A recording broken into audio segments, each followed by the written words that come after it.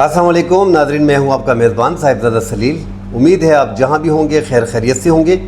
America ने पाकिस्तान के साथ वादा खिलाफ़ी करते हुए 2 हफ्तों का जो टाइम मांगा था कि ईरान पे हमला नहीं होगा, ईरान पे बड़ा हमला किया है।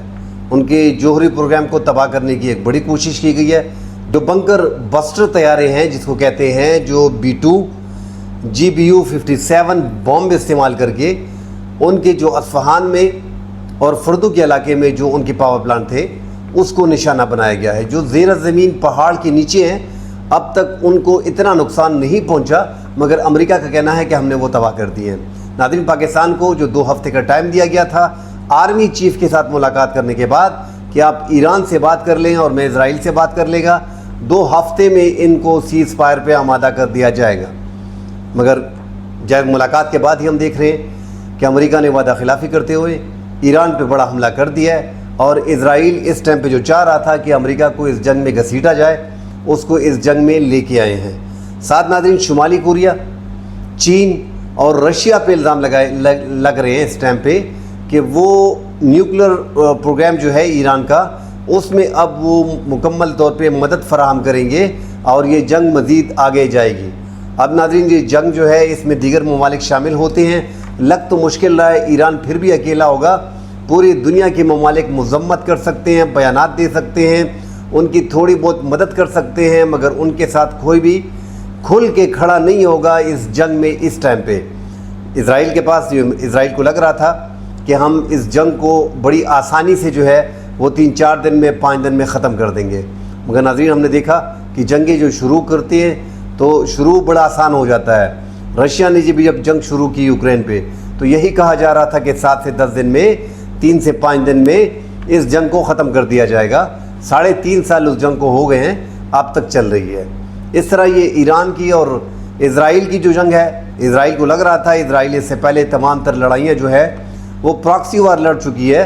उनको लग रहा था कि ये भी कोई दूसरी गर्दन तंजीमें वगैरह हैं और उनके साथ हमारी लड़ाई है। ये एक प्रॉपर आर्मी थी, प्रॉपर जवाब मिला। पहले सेशन में लग रहा था कि इजराइल ने बड़ी तबाही मचा दी है ईरान पे, मगर ईरान ने फिर जब अटैक करना शुरू कर दिए और उनके जो बैलिस्टिक मिसाइल थे उन्होंने काफ़ी तबाही, तल अबीब में, खीफा में उनके मुख्तलिफ शहरों को निशाना बनाया और काफ़ी तबाही मचाई। आज जो हमला किया है, सुबह सवेरे जो ईरान पे हमला किया है अमेरिका की तरफ से, उसके बाद भी हमने देखा कि ईरान ने अपने खैबर मिसाइल को इस्तेमाल किया और काफ़ी तबाही जो है वो तल अबीब में मचाई।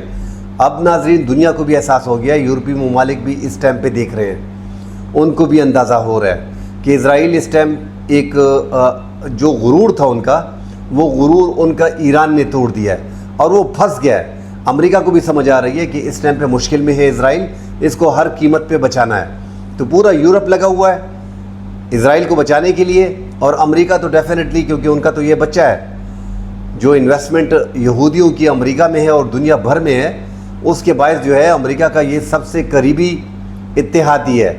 जो 5th जनरेशन के 36 फाइटर जेट इन्होंने दिए थे, उससे भी काम नहीं बना। फहान में जो जौहरी प्रोग्राम बनाए हैं, एक तो ज़ेर ज़मीन सुरंगें होती हैं, और ईरान का जो जौहरी प्रोग्राम है वो सिर्फ एक जगह पे नहीं है।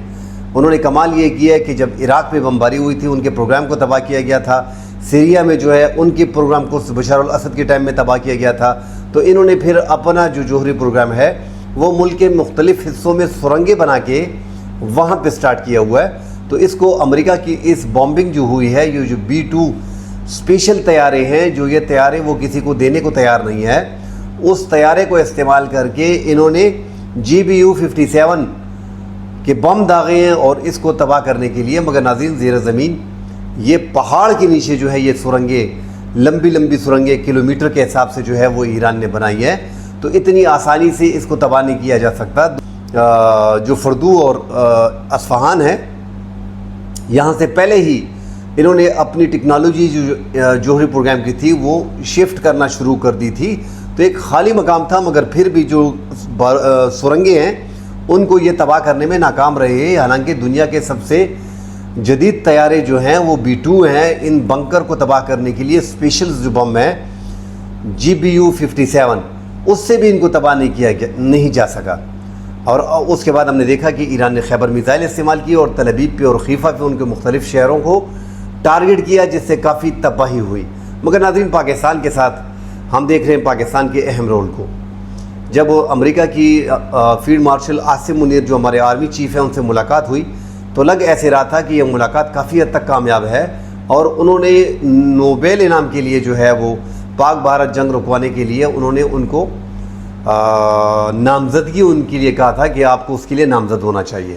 ٹرمپ بھی اس خواہش کا بار بار اظہار کر چکے ہیں، اور پاکستان کے آرمی چیف نے جیسے ہی کہا تو حکومت پاکستان نے فوری طور پہ ٹرمپ کی نامزدگی جو ہے وہ کر دی، مطلب نامزدگی کے لیے پیش کر دیا۔ ویسے تو پاکستان کے پاس وہ اختیار ہے نہیں، ان کی اپنی کمیٹی ہوتی ہے جو نوبیل انعام کے لیے آپ کو نامزد کرتی ہے، اور یہ کوئی ایسا پاکستان کے کوئی تغمے نہیں ہے کہ آپ نے تغمہ جرأت اور تغمہ جسالت اور تغمہ نشان جو ہے وہ تغمہ جرأت آپ نے سارے جو ہے ان کو جو ہے پکڑوا کے ڈونلڈ ٹرمپ کو دے دی ہیں۔ تو پاکستان نے صرف یہ کیا تھا کہ پاکستان، جیسے میں پہلے کہتے آ رہا ہوں کہ پاکستان کے پاس ہر ملک سے ہم مانگنے ہی جاتے ہیں، کچھ نہ کچھ $1 ارب 2 ارب ہمارے خزانے میں تو پیسے نہیں ہوتے، تو ہمارے پاس ایک ہی راستہ تھا کہ ٹرمپ کو پوری دنیا جو ہے وہ بڑے بڑے گفٹ اور طیارے، فائٹر جیٹ اور جہیز کا سامان، جو بھی سونا اور جو بھی بنتا ہے، اربوں نے تو ٹریلینز آف ڈالر، 10 ٹریلین کا بولا جا رہا ہے کہ ان کو دیے گئے ہیں۔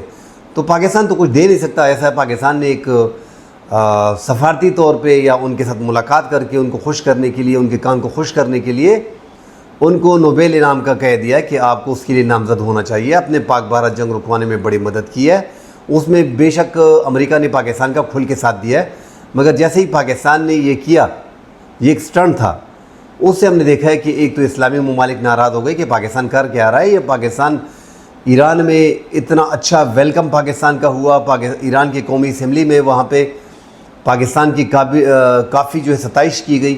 اس کے بعد ایسے موقع پہ جب اسرائیل کو پوری مدد فراہم کر رہا ہے، پورا جو اسلحہ ہے وہ دے رہا ہے، فائٹر جیٹ دے رہا ہے، مختلف قسم کی BVR میزائل ان کو دے رہا ہے تاکہ وہ ایران پہ حملہ کر سکے، اور اس کے بعد پاکستان نے ان کا نام جو ہے وہ نوبیل انعام کے لیے رکھ لیا ہے۔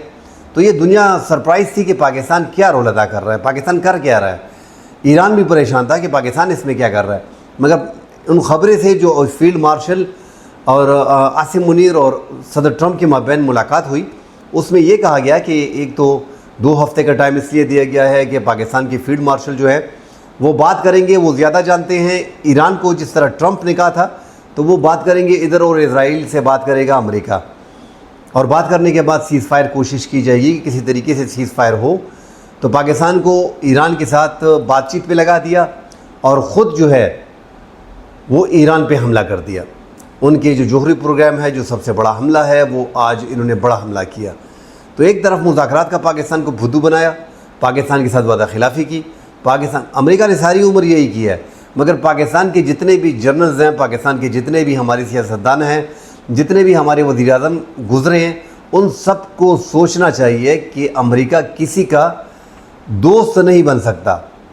امریکہ ساری عمر اپنے مفاد کے لیے کام کرتا ہے، اور پاکستان جیسے ملک کی ضرورت ان کو پڑتی ہے۔ وہ پاکستان ایک ایسے خطے میں واقع ہے کہ امریکہ کی کافی ضرورت ہوتی ہے، پہلے افغانستان کے حوالے سے تھی، اب ایران کے حوالے سے اہمیت اختیار کر گئی ہے۔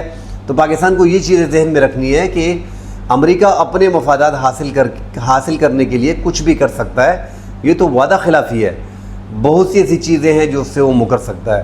تو پاکستان کو اپنے پڑوسی ممالک کو، اسلامی ممالک کو، جو پاکستان اور بھارت کے مابین جنگ کے دوران ایک محدود جنگ تھی جس میں پاکستان نے کمال بہادری سے دشمن کے 6 سے 7 فائٹر جیٹ کو گرا دیا تھا، اس سے پاکستان کی دنیا میں ایک عزت بنی ہوئی تھی، اس عزت کو مینٹین رکھنا ہوگا۔ اگر ڈونلڈ ٹرمپ کے لیے اس طرح کے مطلب جس طرح ہم سٹنٹ کر رہے ہیں، اس طرح اگر ہم 2-3 سٹنٹ اور کر لیتے ہیں تو واپس اپنی جگہ پہ آ جائیں گے۔ اس سے بہتر ہے کہ بڑی احتیاط کرنی پڑے گی۔